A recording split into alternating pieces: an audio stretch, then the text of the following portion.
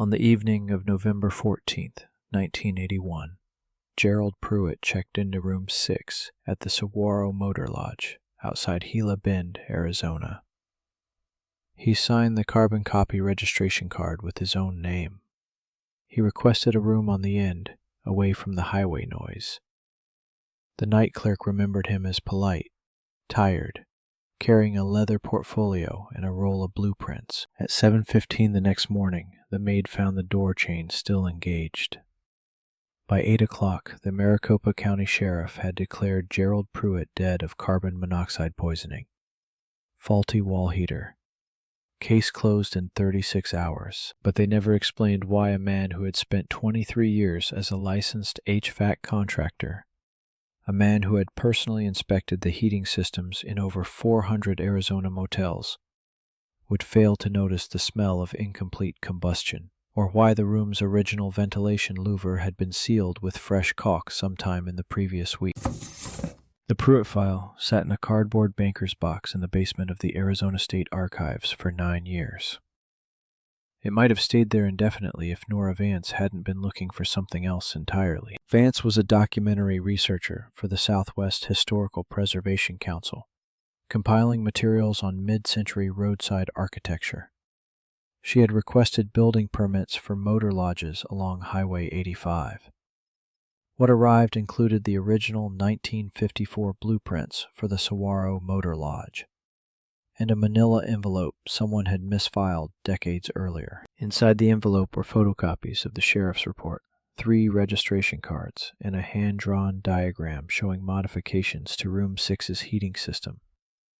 The diagram was dated November 3rd, 1981. 11 days before Gerald Pruitt died. The handwriting on the diagram matched no one in the official file, but the initials in the corner were clear. W.K. Nora Vance spread the documents across her kitchen table that evening. The original blueprint showed Room 6 as identical to the other 11 units. Same wall heater placement, same ventilation louver above the bathroom door, same 32-inch clearance between the heater and the bed frame, but the hand-drawn modification diagram told a different story. Someone had sketched changes to the ventilation system. The louver was marked with an X and the word seal.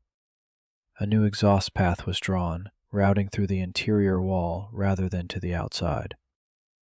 In the margin, calculations showed airflow rates and estimated accumulation times. Vance was not an engineer, but she had spent 4 years documenting building systems for historical preservation. She recognized what she was looking at. This wasn't a repair diagram. It was a conversion. Someone had designed Room 6 to fill with carbon monoxide while appearing to function normally. The registration cards from the manila envelope covered 3 dates in October and November 1981. October 15th. A man named Dell Sperling, commercial address in Tucson. October 29th. A woman named Celia Morrow, no address given, cash payment noted. November 14th. Gerald Pruitt. Vance photographed each document with her Polaroid camera, then drove to the Maricopa County Records Office the following morning. The clerk who helped her was too young to remember the case. Carbon monoxide? Yeah, we've got maybe 200 of those from the 70s and 80s. Motel heaters were death traps before they updated the codes. Vance asked for the complete Pruitt file. What she received was 31 pages, the same material from the manila envelope, plus a toxicology report, a next of kin notification form, and a single interview transcript. The interview was with the motel's owner. His name was Walter Kellerman.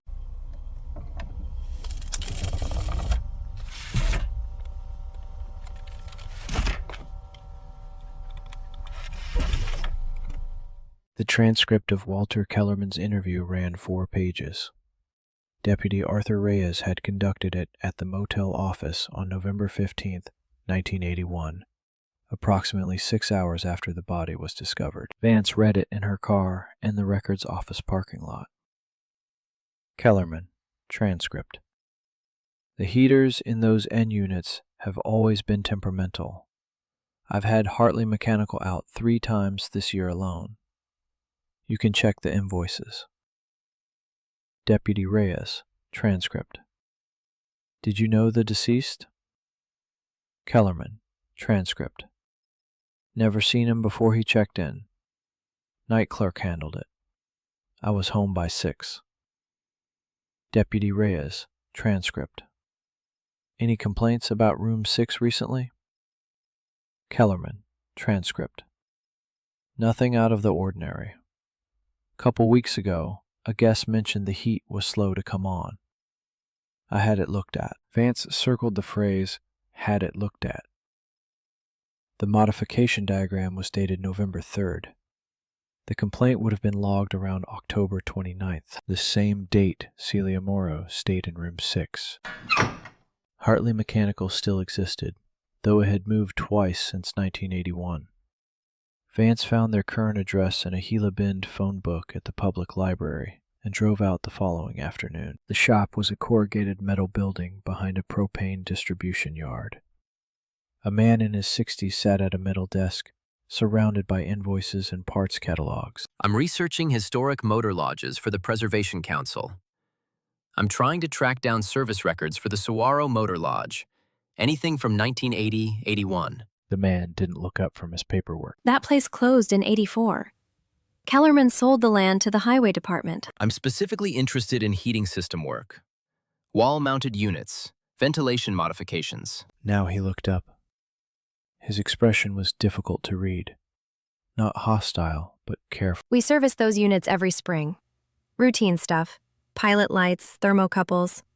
Nothing complicated. Nothing in November 81? No emergency calls? I'd have to check the records. That's a long time ago.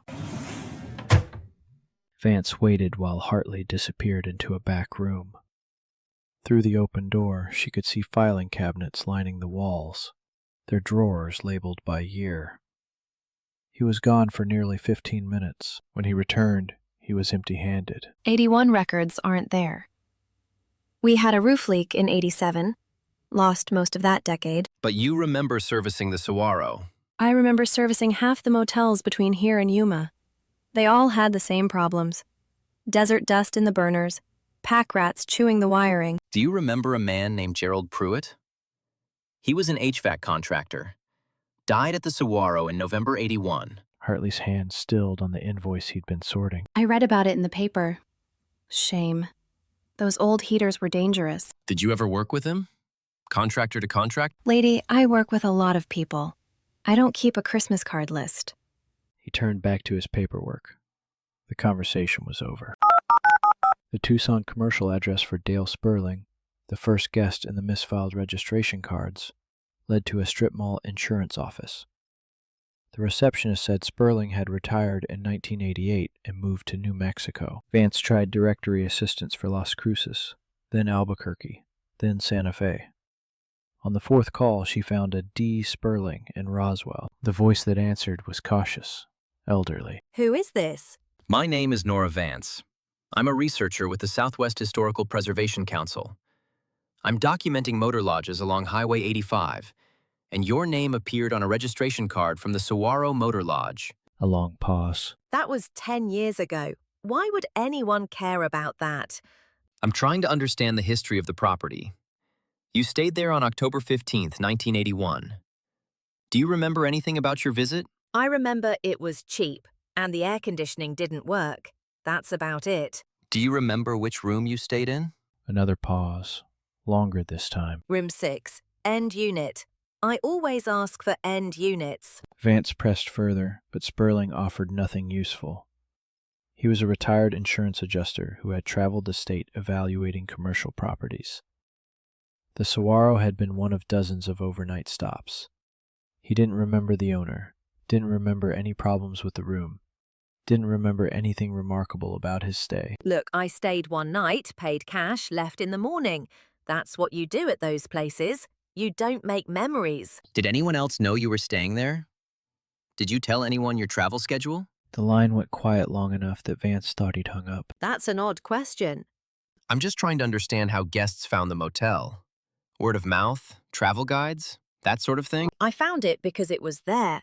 Needed a bed, saw the sign, pulled in. Same as anyone.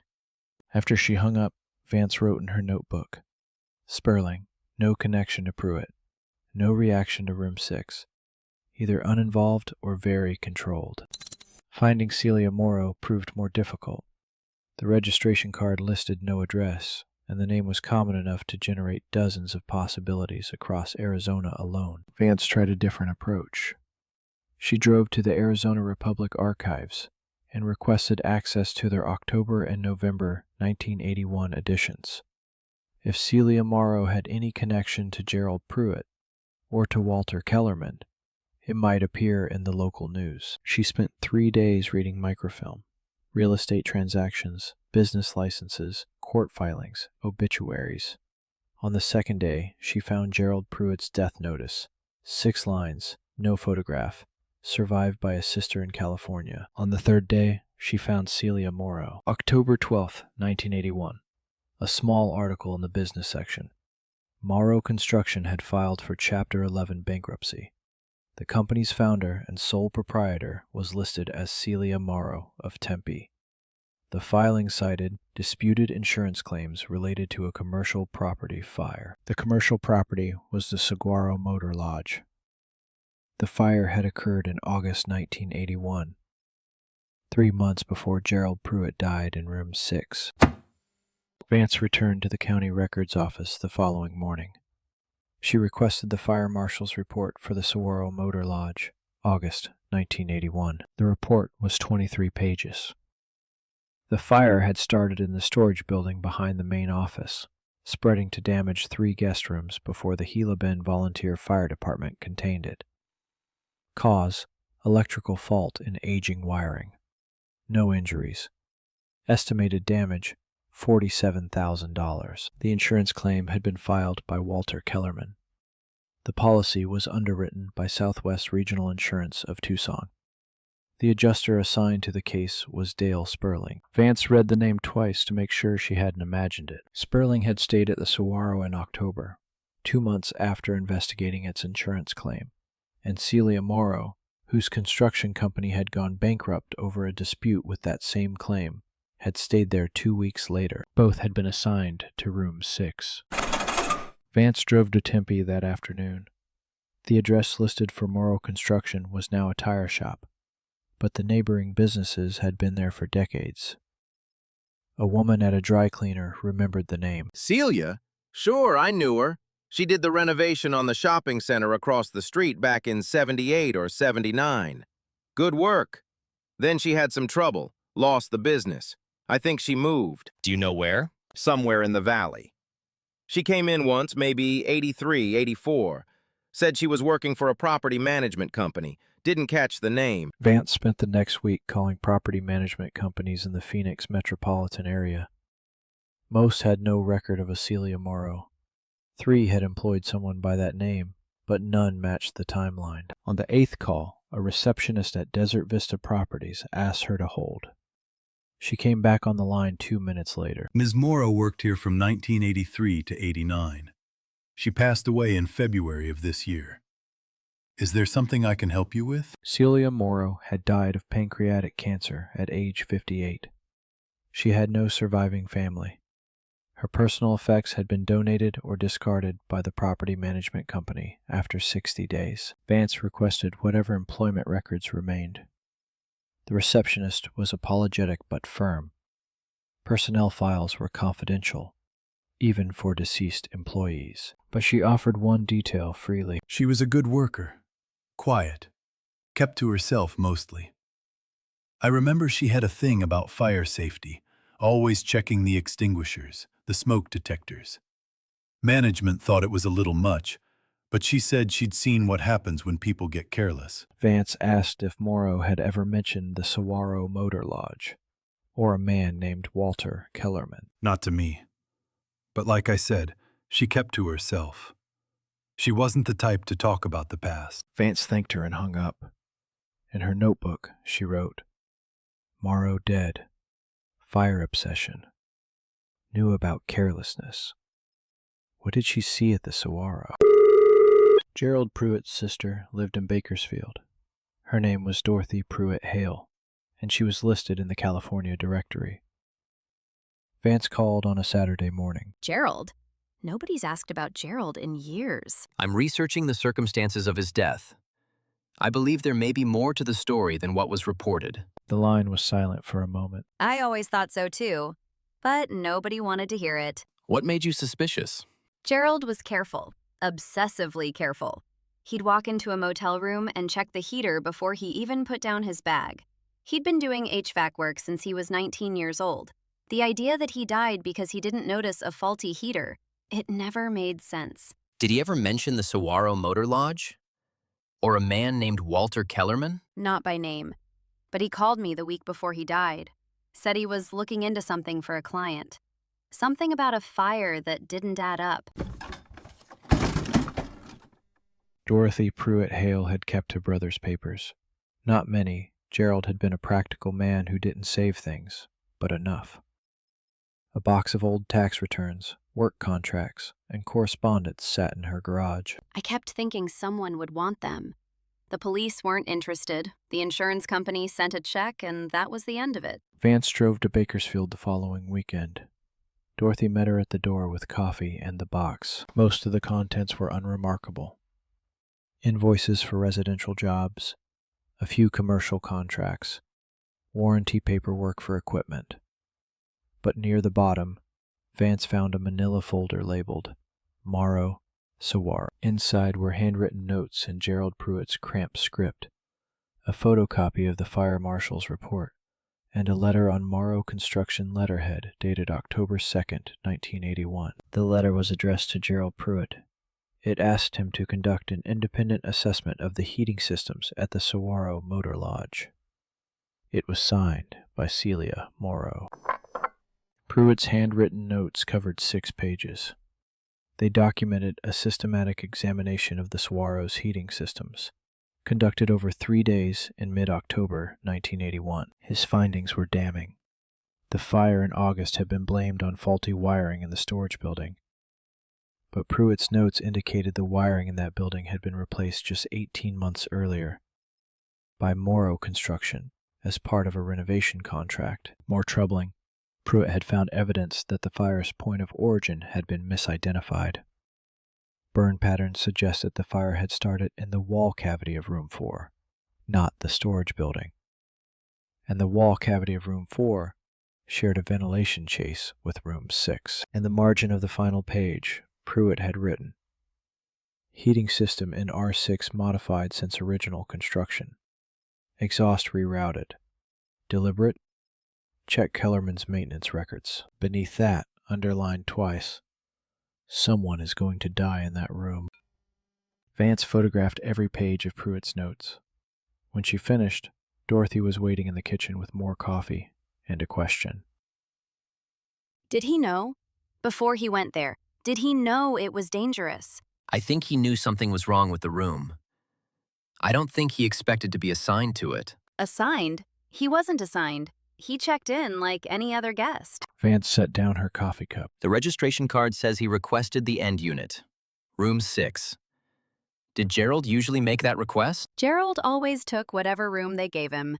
He said it didn't matter where you slept, as long as the heater worked. She laughed bitterly at her own words, then went quiet. Someone put him in that room on purpose, didn't they? Vance didn't answer, but the question had already answered itself. Back in Phoenix, Vance returned to the modification diagram from the misfiled envelope. The initials WK seemed obvious now. Walter Kellerman, the motel owner. But the handwriting was precise, technical. Kellerman's interview transcript showed a man who ran a roadside motel, not an engineer. She compared the diagram to Pruitt's notes. The modification Pruitt had described, exhaust rerouted through the interior wall, matched the diagram exactly. But Pruitt's notes were dated mid-October. The diagram was dated November 3rd. Someone had drawn up a formal plan for modifications that had already been made. Why document something after the fact? Unless the diagram wasn't documentation. Unless it was instruction. Vance pulled out the fire marshal's report again. The contractor who had done the original renovation work on the Saguaro was listed on page 12. The company name was Hartley Mechanical, the same company that had serviced the heaters. Vance drove back to Hartley Mechanical the next morning. The same man sat at the same desk, though this time he looked up when she entered. You again. I told you, the records are gone. I'm not here about records. I'm here about the original construction work at the Saguaro. Your company did the renovation in 1979. Hartley's expression didn't change, but his hand stilled on the desk. That was a long time ago. You installed the heating systems in all 12 units, including room 6. And you were the one who serviced them afterward. So? So someone modified the exhaust system in room 6 sometime before November 1981. The modification rerouted carbon monoxide into the room instead of outside.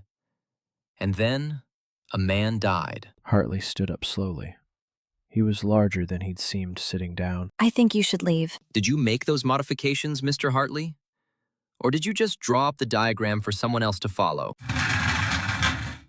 Hartley's face went pale, then red. I don't know what you're talking about.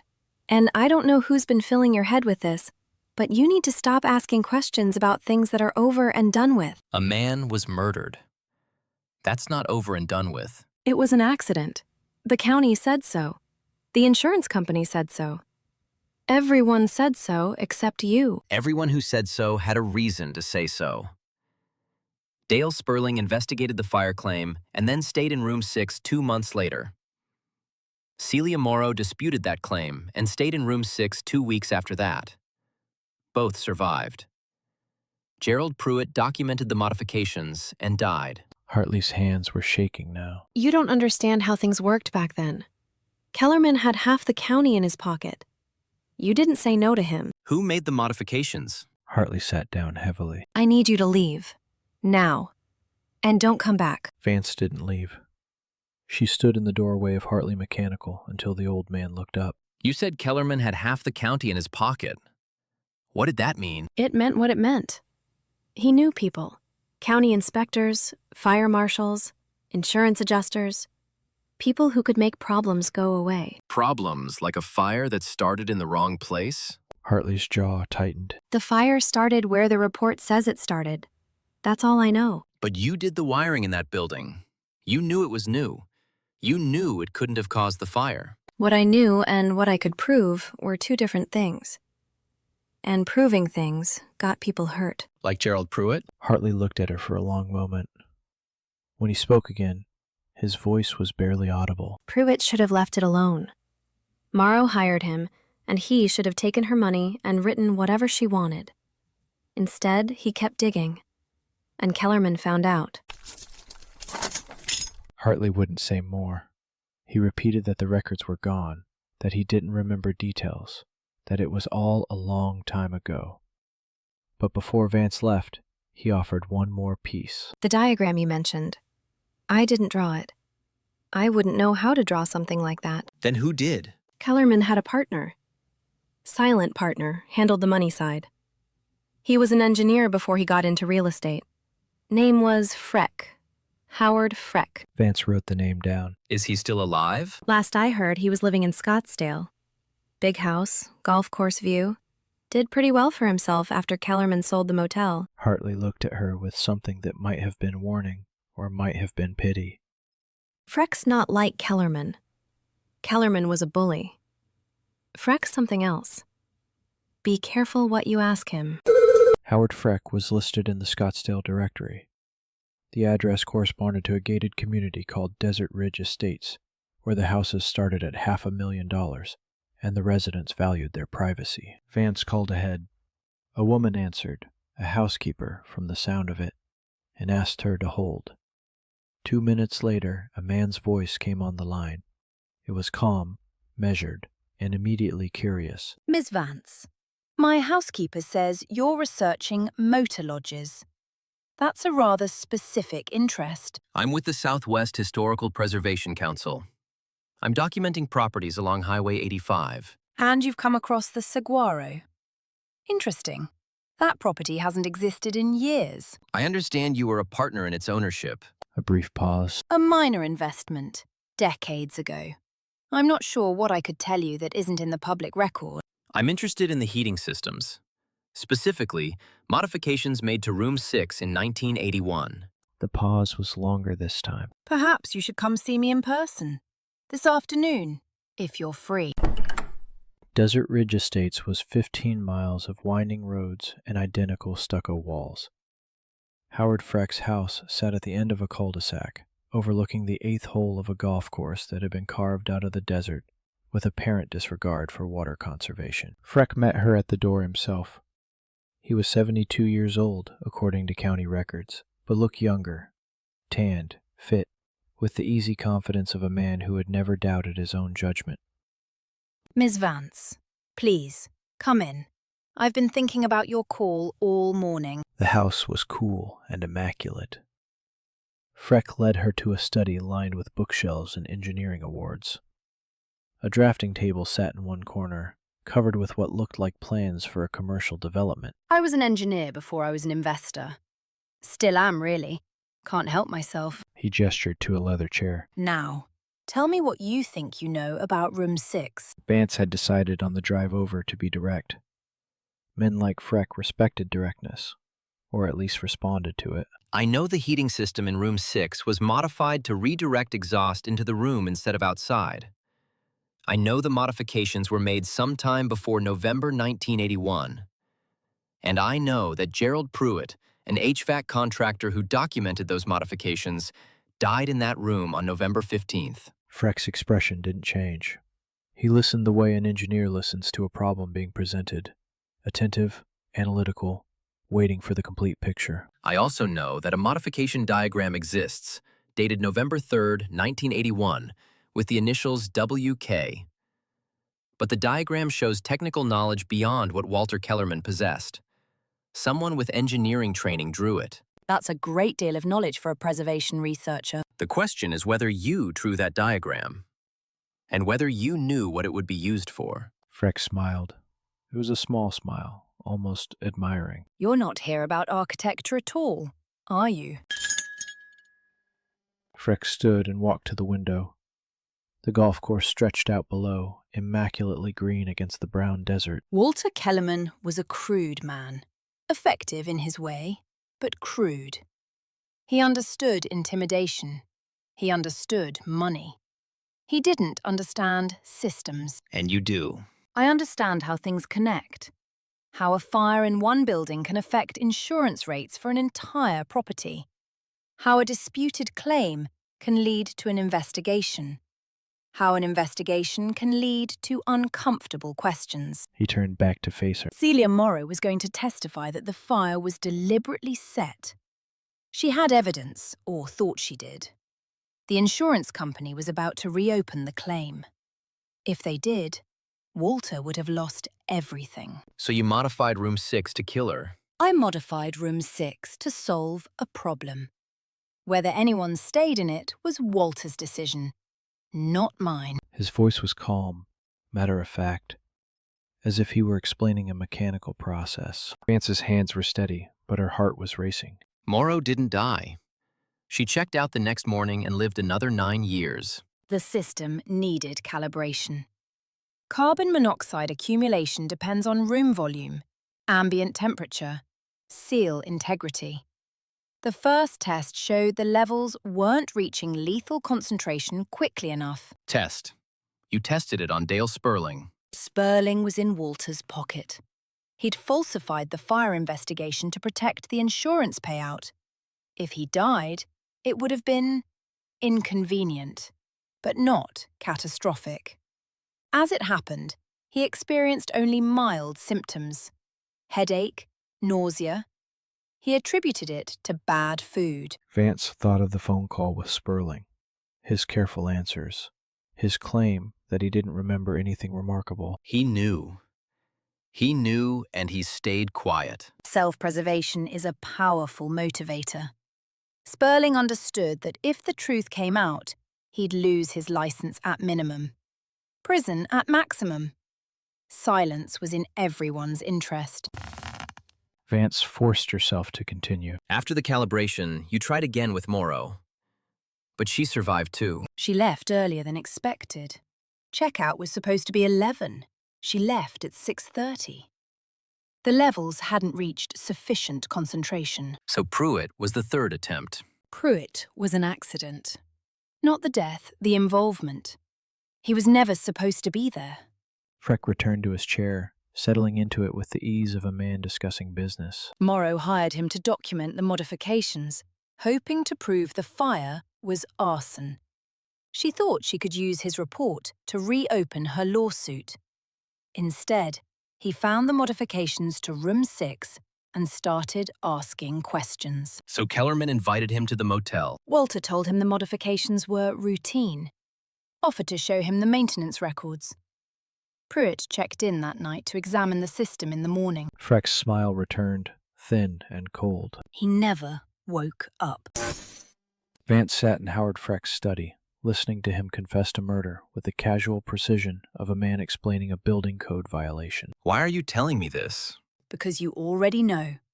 Because the evidence you've gathered, if you've been as thorough as I suspect, points in only one direction. And because it doesn't matter. Doesn't matter? The statute of limitations on the insurance fraud expired years ago. Walter Kellerman died in 1987. Heart attack, if you're curious. Hartley won't testify to anything. Sperling won't testify to anything. And Morrow is dead. He spread his hands. You have a modification diagram, some handwritten notes from a dead man, and the word of a researcher who walked into my home under false pretenses. Who exactly do you plan to tell? The sheriff's office, the attorney general, the press. And they'll find what? A 72-year-old retiree with no criminal record and excellent lawyers. I didn't touch Gerald Pruitt. I didn't check him into that room. I simply designed a system. Vance stood. Her legs felt unsteady, but she kept her voice level. You designed a system to kill people. You tested it on 2 people and murdered a third. That's not engineering. That's homicide. Homicide requires intent. I intended to solve a problem for a business partner. The problem was a woman who wouldn't accept a settlement. The solution was technical in nature. And when the woman survived, you kept the system operational. You knew someone else might die. The system was decommissioned after Pruitt. The motel closed 3 years later. No one else was harmed. Freck rose and walked her to the door. His manner was courteous, almost warm. I've enjoyed our conversation, Ms. Vance. It's rare to meet someone who does their research so thoroughly. But I think you'll find that the past is more difficult to prosecute than you imagine. At the door, he paused. One more thing. I didn't draw that diagram. I only made the calculations. Walter's handwriting was always better than mine. Vance drove directly to the Maricopa County Sheriff's Office. She asked to speak with a detective about a cold case and was directed to a Lieutenant Reyes. No relation, she was told, to the deputy who had investigated the original death. She laid out everything: the misfiled envelope, Pruitt's notes, the modification diagram, Hartley's admissions, Freck's confession. Lieutenant Reyes listened without interrupting. When she finished, he was quiet for a long moment. You're telling me a man confessed to designing a death trap and you didn't record it? I didn't know he was going to confess. I thought he'd deny everything. And you have no witnesses to this conversation? His housekeeper was in the building. She could confirm I was there. Reyes sighed and rubbed his eyes. Ms. Vance, I believe you. I believe something happened at that motel. But belief isn't evidence. And without evidence, this is just a story about a fire and an accident and a lot of people who are dead or won't talk. Vance pressed harder. The modification diagram has initials: W.K. Walter Kellerman. Freck admitted Kellerman made the diagram based on his calculations. That's conspiracy. Kellerman's dead. Has been for 4 years. Freck isn't. And he admitted to designing the modifications. in a private conversation with no witnesses and no recording. His lawyers will say he was humoring a persistent researcher, or that you misunderstood, or that the whole conversation never happened. Reyes leaned forward. Look, I've been doing this for 18 years. I've seen cases go cold for less. The evidence you have is circumstantial at best. The diagram could have been for legitimate repairs. Pruitt's notes are second-hand observations. Hartley's statements are ambiguous. And Freck's confession, even if we could prove it happened, is the word of a wealthy man with no criminal record against a researcher who admitted to misrepresenting herself. So that's it? A man was murdered and no one pays? I didn't say that. I said I can't build a case. That's not the same thing.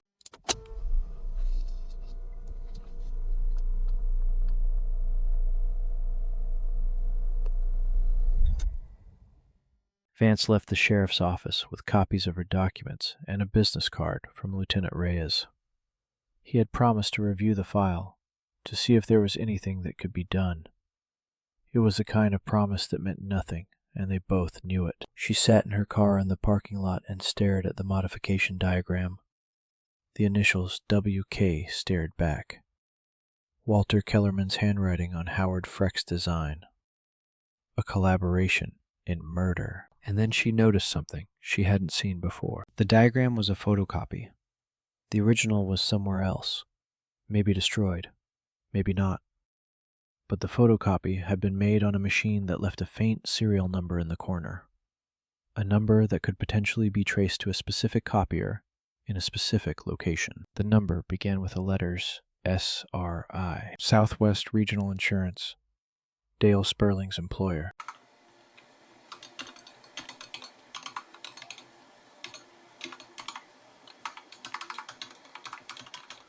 Southwest Regional Insurance had been acquired by a national company in 1991, but their old records were stored in a warehouse in South Tucson. Vance called the corporate office, explained she was researching historical claims, and was transferred 4 times before reaching someone who could help. Our pre-acquisition records are archived, but accessible. What's the claim number? I don't have a claim number. I'm looking for documents related to the Saguaro Motor Lodge, Gila Bend. Fire claim from August 1981. Keyboard clicking. That file is flagged. I can't release it without authorization from our legal department. Flagged? Why? I can't say, but it's been flagged since, looks like 1982. You'd need to submit a formal request through legal. Vance wrote down the procedure, but she was already thinking about what a flagged file meant. Someone, 40 years ago, had wanted to make sure those records stayed buried. The legal request would take weeks. Vance didn't have weeks. She drove to Roswell instead. Dale Sperling's house was a modest ranch on a quiet street. He answered the door in a cardigan and slippers, looking older than his voice had sounded on the phone. I told you, I don't remember anything about that motel. Mr. Sperling, I know you made a copy of the modification diagram. The photocopy has your company's machine serial number on it. The color drained from his face. That's not possible. I destroyed... He stopped. Vance waited. You should leave. A man died because of what you helped cover up. And you kept a copy of the evidence. Why? Sperling's hands were shaking. He gripped the doorframe to steady himself. Insurance, in case they ever came for me. I needed something to trade. Do you still have the original? A long silence. I don't know what you're talking about. Please leave. Vance returned to Phoenix and called Dorothy Pruitt Hale. I found the man who designed the system that killed your brother. And I found the man who helped cover it up. But I can't prove it in court. Dorothy was quiet for a moment. Gerald always said the truth was more important than justice. That if people knew what really happened, that was enough. I can write this up. Document everything I found. Submit it to the Preservation Council, to the newspapers, to anyone who will listen. And what happens then? I don't know. Maybe nothing. Maybe the Attorney General reopens the case. Maybe Freck's lawyers bury it. But the record will exist. People will know. Dorothy's voice was tired, but firm. Then that's what you do. Gerald deserved better than a closed file and a 6-line obituary. If this is all we can give him, then this is what we give him. Vance spent 3 weeks writing. She documented every interview, every document, every connection. She included photocopies of Pruitt's notes, the modification diagram, the registration cards, the fire marshal's report. She wrote a timeline showing how Sperling, Morrow, and Pruitt had each been placed in room 6, and what had happened to each of them. She named Howard Freck as the designer of the system. She named Walter Kellerman as its operator. She named Dale Sperling as a co-conspirator in the cover-up. And she named herself as the researcher who had pieced it together from misfiled documents and reluctant witnesses. The report ran 64 pages. She titled it Room 6 at the Saguaro Motor Lodge, a documentary record. She sent copies to the Arizona Attorney General's office, the Maricopa County Sheriff, the Arizona Republic, and the Southwest Historical Preservation Council. Then she drove to Scottsdale and hand-delivered a copy to Howard Freck's mailbox. 2 weeks later, the Arizona Republic ran a story on page 7 of the Metro section. Researcher alleges cover-up in 1981 motel death.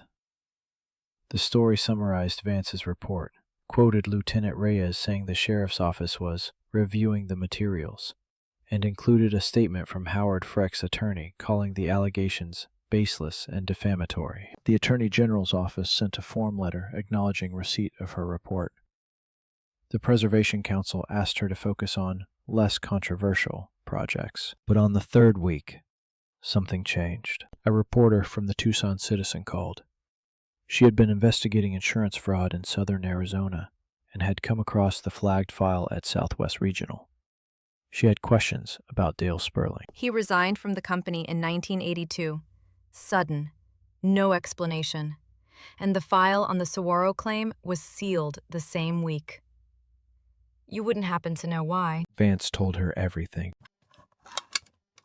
The Tucson Citizen story ran the following month.